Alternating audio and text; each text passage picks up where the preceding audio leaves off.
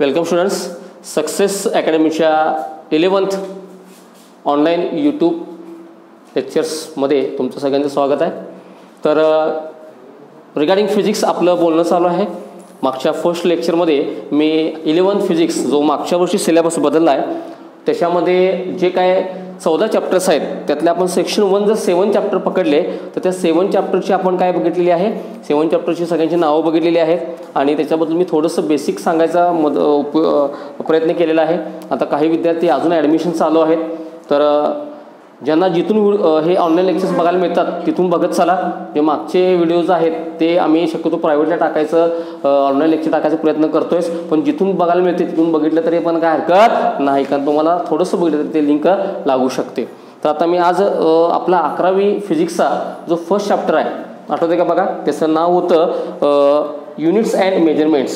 आठवत असेल बघा नाव, मी एक टेबल तयार करून दिलं होतं आणि त्याचं नाव होतं युनिट्स अँड मेजरमेंट्स. तर या युनिट्स आणि मेजरमेंट्समध्ये बेसिकली आपण ज्या गोष्टी शिकणार आहोत त्या आपल्याला थ्रूआउट लाईफ उपयोगी पडणार आहेत. लक्षात घ्या, नुसतं 11वी किंवा 12वी पुरतं हे मर्यादित नाही आहे. हे नॉलेज जे आहे ते अतिशय महत्त्वाचं आहे. तुम्ही एनी काइंड ऑफ फील्डला जावा, मेडिकल फील्डला जर गेला, इंजिनिअरिंग फील्डला जर गेला, कॉमर्स साईड असेल, कुठेही जावा, तुम्हाला हे चॅप्टर हा महत्त्वाचा आहे. पण त्या अगोदर सगळ्यात पहिलं महत्त्वाचं मला डेफिनेशन पाहिजे आहे, मला व्याख्या पाहिजे आहे कशाची, फिजिक्सची.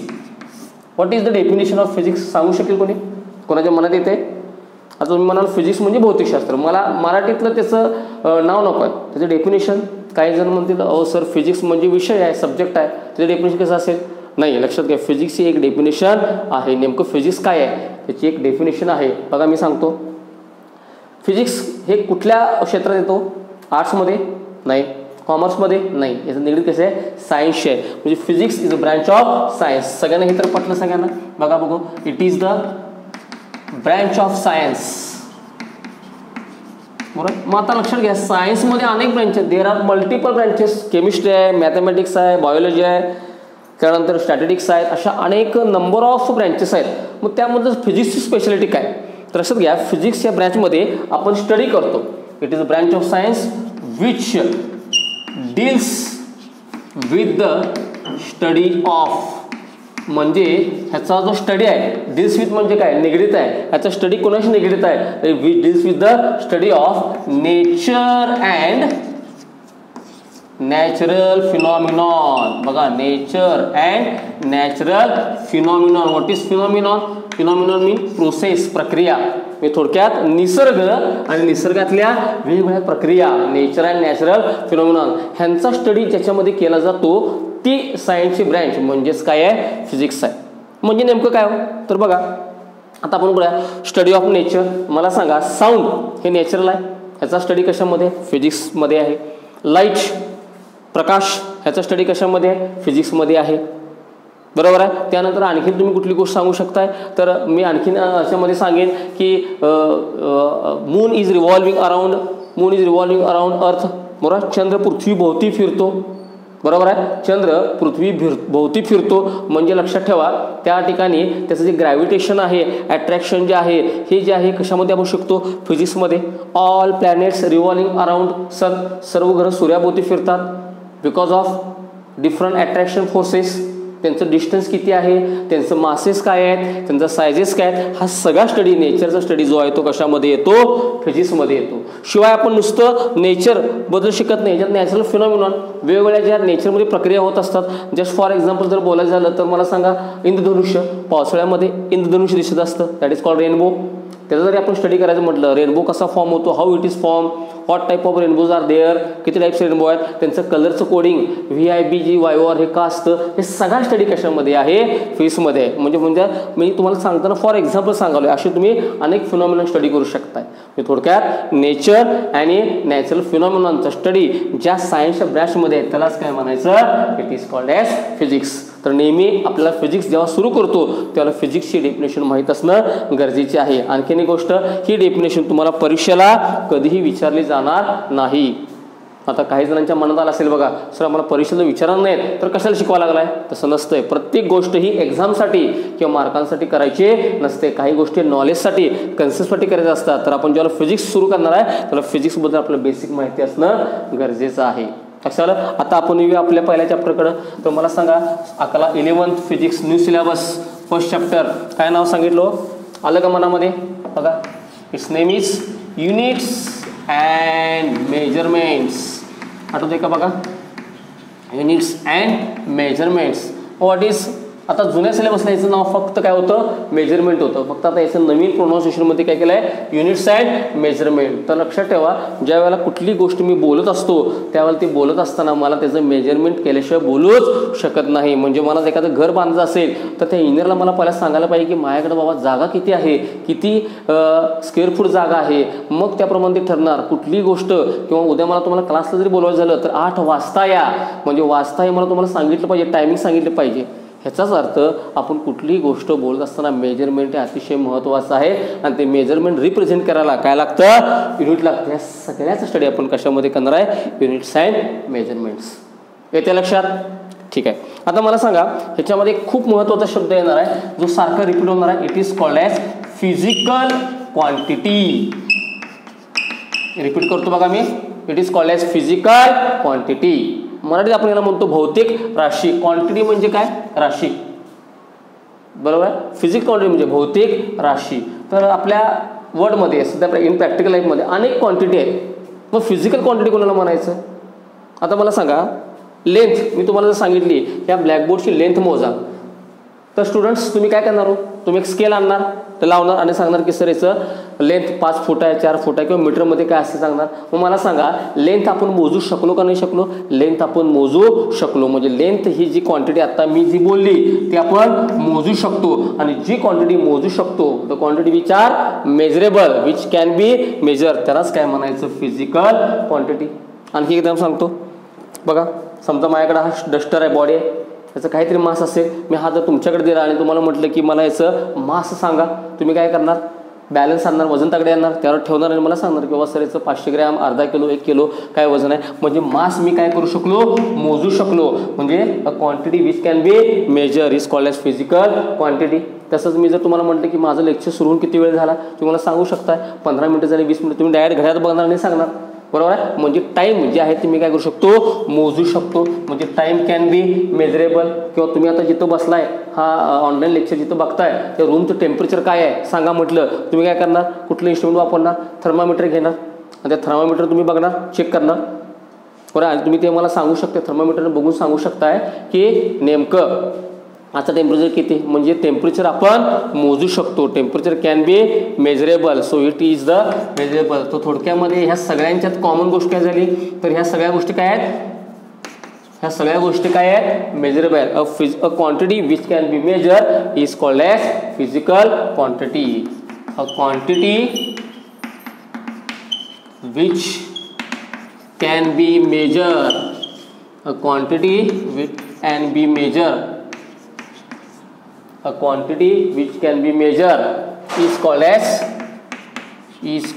as physical quantity. यालाच आपण काय म्हणतो फिजिकल क्वांटिटी म्हणतो. येते का लक्षात.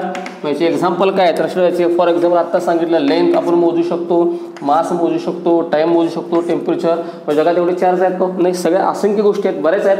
फोर्स मोजू शकतो force is measurable pressure is measurable volume measurable velocity measurable. All these are which can measure are called as physical quantities. म्हणजे आपल्याकडं लॉट्स ऑफ नंबरचे काय आहेत फिजिकल क्वांटिटीज आहेत बरोबर आहे. सगळ्यांना लक्षात आलं. ही डेफिनेशन अतिशय महत्त्वाची आहे बरोबर. Define physical quantity and give it's examples. तुम्ही भरपूर एक्झाम्पल आहेत असे 7-8 एक्झाम्पल्स देऊ शकताय.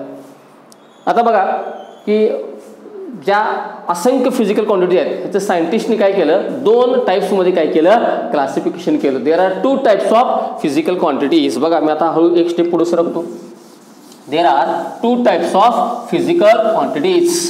विच 2 टाईप्स हे नावं सांगतो बघा. There are scientist classify this physical quantity into 2 types. First is called as fundamental quantity. बघा पहिल्यांदा नाव ऐकत असेल तर it is called as fundamental quantity and second is called as derived quantity. Second type is called as derived quantity. Second is called as derived quantity. So we can classify physical quantity into 2 types. One is fundamental quantity and one is derived quantity. मग आपल्याला हा separate question पडू शकतो. Define fundamental quantity, gives examples. आणखीन वेगळा प्रश्न पडू शकतो. Define derived quantity, gives examples. आता आपण सध्या फोकस कशावरती करणार आहे, तर मी आता पहिल्यांदा कॉन्सन्ट्रेशन कशावरती करणार आहे, फंडामेंटल क्वांटिटीवरती कॉन्सन्ट्रेशन करणार आहे. आलं लक्षामध्ये? ठीक आहे. मग आता आपल्या परीक्षेत जर असा प्रश्न पडला की define fundamental quantity, fundamental quantity म्हणजे काय, तर आपण त्याच्याकडे जाऊया. नेक्स्ट क्वेश्चनकडे आपण जाऊ. बघा आपला आता टार्गेट काय आहे, तर फंडामेंटल क्वांटिटी हे आपलं टार्गेट आहे. फंडामेंटल क्वांटिटी हे आपलं काय टार्गेट आहे. एवढं तर मला कळलं की ही काय फिजिकल क्वांटिटी आहे. व्हॉट इज फंडामेंटल हा शब्द कशातून आला हो, बघा फंडामेंटल हा शब्द आलेला आहे फाउंडेशन पासून आला आहे. फाउंडेशन म्हणजे काय हो, की जे स्वतःहून नसतं, जे दुसऱ्यावरती अवलंबून नसतं. आता बिल्डिंगचे स्ट्रक्चर बघा बघू. बिल्डिंगच्या स्ट्रक्चरमध्ये खाली सगळ्यात जे असतं त्याला आपण म्हणतो फाउंडेशन, आणि वरती फ्लोअर्स असतात. एक वेळ फ्लोअर्स पडले तरी चालतील, फाउंडेशन शाबूत राहू शकतं. पण फाउंडेशन जर तुमचं पडलं तर वरच्या फ्लोअर्स राहतील का हो, नाही राहणार. म्हणजे वरती फ्लोअर्स, वरचे जे फ्लोअर्स आहेत ते कोणावरती अवलंबून आहेत, ते अवलंबून आहेत फाउंडेशनवरती. म्हणजे फाउंडेशन हे दुसऱ्यावरती अवलंबून नाही आहे. जे दुसऱ्यावरती अवलंबून नसतात ते स्वतःहून असतात. It is called foundation. म्हणजेच काय म्हणणार, फंडामेंटल क्वांटिटी. म्हणजे आता थोडंसं ह्याचं डेफिनेशन ह्याच्या नावामध्ये लपलेलं आहे बघा. आता फॉर एक्झाम्पल मला सांगा, मी मागाशी सांगितल्याप्रमाणे समजा एक टेबल आहे बघा, आणि टेबलची मी तुम्हाला लेंथ मोजा म्हणून सांगितली, तर तुम्ही काय करणार, एक स्केल आणणार, इथं स्केल लावणार. त्या स्केलवरती काय असणार आहे, मार्किंग असणार आहे. ते बघून तुम्ही मला सांगणार की ह्याची लेंथ किती आहे. मग सांगाल तुम्ही मला बॉस 2 फूट आहे, 3 फूट आहे, काय असेल ते सांगणार बरोबर. मग मला सांगा, जेव्हा मी लेंथ मोजली त्यावेळेला मला दुसरी आणखीन कुठली गोष्ट मोजायला लागली का, बघा टाईम मोजा लागला का, नाही. मास मोजा लागलं का, नाही. किंवा टेम्परेचर काय बघायला लागलं का, नाही. म्हणजे लेंथ मी मोजली त्यावेळेला मला मेजरमेंट करताना दुसऱ्या कुठल्याही क्वांटिटीची गरज पडली नाही. म्हणजे ही क्वांटिटी दुसऱ्यावरती डिपेंड नाही, नॉट डिपेंड आहे. कशासाठी, इट्स मेजरमेंटसाठी. आणि जी क्वांटिटी दुसऱ्यावर डिपेंड नाही म्हणजे ती काय आहे, स्वतःहून. So this quantity is called as fundamental quantity. म्हणजे याचा अर्थ काय झाला बघा, अ फिजिकल क्वांटिटी. आता मी डेफिनेशन करतो बघा. A physical quantity which depends येणार नाही, which do not depends. Fundamental आहे, दुसऱ्यावरती अवलंबून नाही, ओन आहे ते स्वतः. Which do not depends upon any other physical quantity. Any other physical quantity कशासाठी, फॉर इट्स मेजरमेंट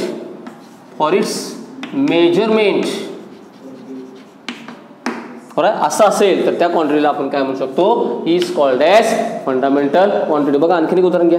समजा मी तुम्हाला काय मोजायला सांगितलं, मास मोजायला सांगितलं. तुम्ही याचं बॅलन्स वजन तकडे घेणार, हे ठेवणार आणि काय मोजणार, मास मोजणार. आणि मास मोजलं की मग आपण सांगणार की सर 2 किलो आहे, 3 किलो आहे. म्हणजेच मास मोजताना मला दुसरी कुठली क्वांटिटी गरज पडली नाही. मला लेंथ मोजायला लागली नाही, टाईम मोजायला लागला नाही, टेम्परेचर मोजायला लागलं नाही, प्रेशर मोजायला लागलं नाही. म्हणजे मास ही काय आहे, स्वतःहून आहे. Not depend upon any other quantity, not depend upon any other quantity for its measurements. अशा जर कुठल्या क्वांटिटीज असतील तर त्या स्वतःहून आहेत. स्वतःहून म्हणजेच काय, foundation. So it is called as fundamental quantity. त्यालाच म्हणायचं आपण फंडामेंटल क्वांटिटी. येते लक्षामध्ये. आता आपल्याला एक्झाम्पलमध्ये जर फंडामेंटल क्वांटिटी जर आपल्याला विचारलं कुठले कुठले आहेत, तर तुम्ही फक्त म्हणणार काय, लेंथ आणि मास आहेत का, नाही. आता जगामध्ये मगाशी मी बोललो की in practical world there are many numbers of physical quantities. मग सगळ्याच फंडामेंटल आहेत का, नाही.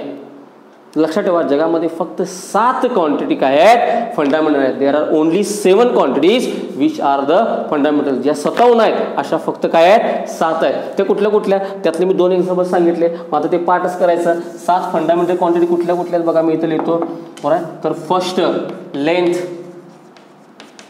सेकंड मास, थर्ड टाइम. बघा टाइम मोजताना आपल्याला मी घड्याळ बघून सांगणार किती वाजले, त्यासाठी मला दुसरी कुठली गोष्ट मोजायला लागत नाही.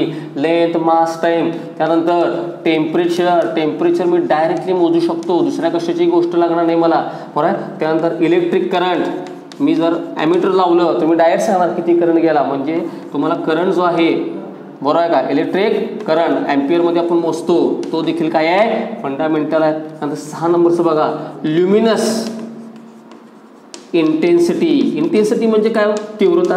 ल्युमिनोसिटी म्हणजे काय? प्रखर तीव्रता. म्हणजे थोडक्यात मला सांगा की मी एक 0चा बल्ब लावला आणि 100चा बल्ब लावला, इंटेन्सिटी कुणाची जास्त असेल? बघा, विचार करण्याची गोष्ट आहे का? विचार करायची पण गरज नाही आहे. 100ची ती जी इंटेन्सिटी आहे ती तीव्रता मोजण्यासाठी जी क्वांटिटी, त्याला काय म्हणतात? Luminous intensity. आणि ही दुसऱ्या कशावरती डिपेंड नाही आहे. लक्षात आलं? So it is fundamental. आणि 7वं लास्ट जे आहे त्याला म्हणतात amount of substance. It is called as amount of substance. Substance म्हणजे काय? पदार्थमध्ये तिन्ही पण आहे. लक्षात घ्या, मी मराठी इंग्रजी मीडियम, आता जस्ट तुम्ही 10वीत 11वीत चाललाय तेव्हा मी थोडंसं स्लोली विभाजन करून सांगतोय. तर solid, liquid, gases, all these are called as substance. मग मी तुम्हाला किती अमाऊंट सबस्टन्स दिलं हे आपण कशामध्ये मोजतो? मोलेक्युलर लेवलला मोजतो, मोलमध्ये. तर ते देखील कशामध्ये आहे? फंडामेंटल आहे. So this 7 quantities are fundamental quantities. त्यामुळे कायम रिमेंबर, लक्षात ठेवा की there are only 7 quantities which are fundamentals. आता 7 क्वांटिटी नंतर काय झालंय? 2 क्वांटिटी नंतर आल्यात. 2 क्वांटिटी जे आहेत ते काय झाल्यात? नंतर आहेत. जसं तुम्ही तुमचा आन्सर शीट लिहित असताना आन्सर शीट जर भरली तर तुम्ही काय करताय? नंतर आणखीन एक मागून घेता, त्याला तुम्ही काय म्हणताय? सप्लिमेंटरी. नंतर येणार काय म्हणतं? सप्लिमेंटरी. तसं इथं 2 क्वांटिटी ह्या नंतर आल्यात फंडामेंटलच्या. So these are called as supplementary quantity. लक्षात घ्या, त्यांना आपण काय म्हणतो? Supplementary quantities. आणि ते 2 आहेत. त्या दोघांचं एक सेम म्हणजे दोन्ही पण अँगलच आहेत. दोन्ही सुद्धा काय आहेत? अँगलच आहेत. एक आहे प्लेन अँगल, जो आपण 8वी 9वी 10वी पर्यंत आता आपण जो शिकतो, डिग्रीमध्ये आपण जे मोजतो, that is called as plane angle. आणि एरियाच्या दृष्टीने तुम्ही जर मोजला, रिगार्डिंग एरिया ह्या दृष्टीने जर मोजलं तर त्याला काय म्हणतात? Solid angle. So this twos are the supplementary quantities. So basic there are 7 quantities which are fundamentals. हे पार्टच पाहिजे: plane, mass, time, temperature, electric current, luminous intensity, amount of substance. आणि 2 सप्लिमेंटरी कुठलं? Plane angle and solid angle. कुठलं असणार आहे? Plane angle and solid angle. मी काय म्हणलं? लक्षात आलं? So it is they are called as the fundamental quantity. ह्या क्वांटिटी दुसऱ्या कशावरतीही अवलंबून नाही आहेत. लक्षात आलं मी काय म्हटलं ते? त्यामुळे फिजिकल क्वांटिटीचे 2 टाईप्स. त्यातला पहिला टाईप्स कुठला मी सांगितला? Fundamental quantities. आणि एकदा रिपीट करतो: अ quantity which can B which do not depend upon any other quantity. Which do not depend upon any other quantity for its measurement is called as fundamental quantity. बरोबर? So these are 7 fundamental quantity and 2 supplementary. तर ज्या वेळेला तुम्ही आता आपले हे online video lectures यूट्यूबच्या मार्फतचे बघत असाल त्यावेळेला एक रफ वही घेऊन बसत चला. परवाच मी सांगितलं होतं. आणि याच्यामध्ये फिजिक्स केमिस्ट्रीचे एक रफ वह्या घाला. इव्हन 10वीतला वह्या जरी घातल्या तरी पण चालू शकते. आणि त्याच्यामध्ये लिहित असताना काय करायचं? तुम्हाला जे डेफिनेशन वाटतात ते तुम्ही थांबवून पॉज करून लिहू शकता, फॉरवर्ड रिव्हर्स करू शकता. त्यासाठी तर यूट्यूब लिंकचा आपल्याला चांगला फायदा आहे. म्हणजे तुम्ही कधीही आणि किती वेळा हे लिंक्स बघू शकता. लक्षात मी काय म्हटलं? मग आता पुढच्या याच्यावर जातो. मला सांगा 2 टाईप्स होते. त्यातला एक टाईप कुठला आहे? एक टाईप आहे फंडामेंटल क्वांटिटी. मग दुसरा कुठला होता सांगा? आठवत आहे? दुसरा कुठला होता? आठवत आहे का? एवढाच विसरलो आपण. गजनी पिक्चर. बरं, गजनी पिक्चर बऱ्याच जणांना फार आवडतो. Short time memory 2 मिनिटापूर्वीचं विसरतंय. तर लक्षात घ्या, ते होतं कुठलं? Derived quantity. सेकंड नंबर जे होतं त्याचं नाव होतं डिराइव्ड क्वांटिटी. मग कुठल्या क्वांटिटीला डिराइव्ड क्वांटिटी म्हणायचं बघा? लक्षात घ्या, डिराइव्ड शब्दाचा अर्थ माहिती आहे? तसं फंडामेंटल म्हणजे काय? स्वतःहून, नॉट डिपेंड ऑन अदर. तसं डिराइव्ड म्हणजे दुसऱ्यापासून तयार झालेलं. दुसऱ्यापासून तयार झालेलं असतं त्याला काय म्हणतात? डिराइव्ड म्हणतात. म्हणजे काय? तर आता मला सांगा की मी तुम्हाला जर व्हेलॉसिटी मोजा म्हणून सांगितलं, समजा गाडीवरून चाललो आणि व्हेलॉसिटी मला थिअरीमध्ये मोजायची आहे, थिअरीमध्ये व्हेलॉसिटी मोजायची आहे, तर सगळ्यात पहिले तुम्ही काय मोजणार? डिस्टन्स मोजणार, नंतर काय मोजणार? टाईम मोजणार. आणि ह्यांच्या दोघांचं उत्तर म्हणजे काय असणार आहे? व्हेलॉसिटी. अजून एक एक्झाम्पल घेऊया. समजा मी तुम्हाला म्हणलं ॲक्सलरेशन, त्वरण मोजा, तर त्यासाठी त्वरणसाठी तुम्हाला काय पाहायला पाहिजे? सगळ्यात पहिलं तुम्हाला व्हेलॉसिटी मोजायला पाहिजे. व्हेलॉसिटी अपॉन टाईम म्हणजेच काय आहे? ॲक्सलरेशन. किंवा मी तुम्हाला फोर्स जर मोजायला सांगितलं, फोर्स ही फिजिकल क्वांटिटी मोजायला सांगितली, तुम्ही मला काय सांगणार? Mass into acceleration. आता हे सगळे तुमचे 10th मध्ये झालेले फॉर्म्युले आहेत, पण याचा आता उपयोग होणार आहे बघा. म्हणजे थोडक्यात वेळच तुम्ही डायरेक्ट मोजू शकता का? नाही, तुम्हाला पहिल्यांदा काय मोजलं पाहिजे? डिस्टन्स मोजलं पाहिजे. ॲट द सेम टाइम किती टाइम झालं पाहिजे आणि मग म्हणजे थोडक्यात व्हेलॉसिटी ही स्वतःहून मोजता येत नाही. त्यासाठी तुम्हाला डिस्टन्स आणि टाइम लागणार. म्हणजे ही क्वांटिटी दुसऱ्यापासून अवलंबून आहे. ही क्वांटिटी मेजरमेंटसाठी व्हेलॉसिटी क्वांटिटी दुसऱ्या क्वांटिटीवर डिपेंड आहे. तसं ॲक्सेलरेशन दुसऱ्या क्वांटिटीवर डिपेंड आहे. फोर्स दुसऱ्या क्वांटिटीवर डिपेंड आहे. म्हणजे दुसऱ्यापासून तयार होणे. म्हणजे जसं बघा आता दूध, दूध हे स्वतःहून आहे. आपलं गाईचं किंवा म्हशीचं आपण दूध करतो. पण मला सांगा ताक हे फंडामेंटल आहे का? नाही, ताक हे दुधापासून आहे. दही हे स्वतःहून आहे का? नाही, हे दुधापासून आहे. लक्षात आलं?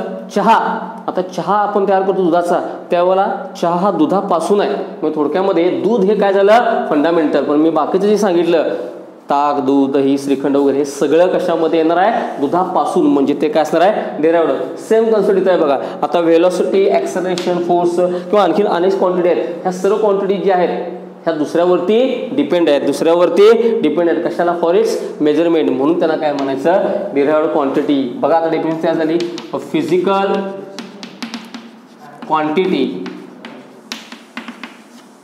क्वांटिटी विच डिपेंड्स, आता हे डिपेंड आहे बघा, डिराइव्ड आहे. Which depends upon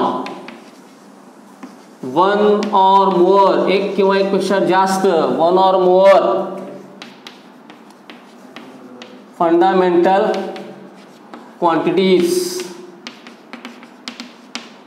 for its measurement. कशासाठी?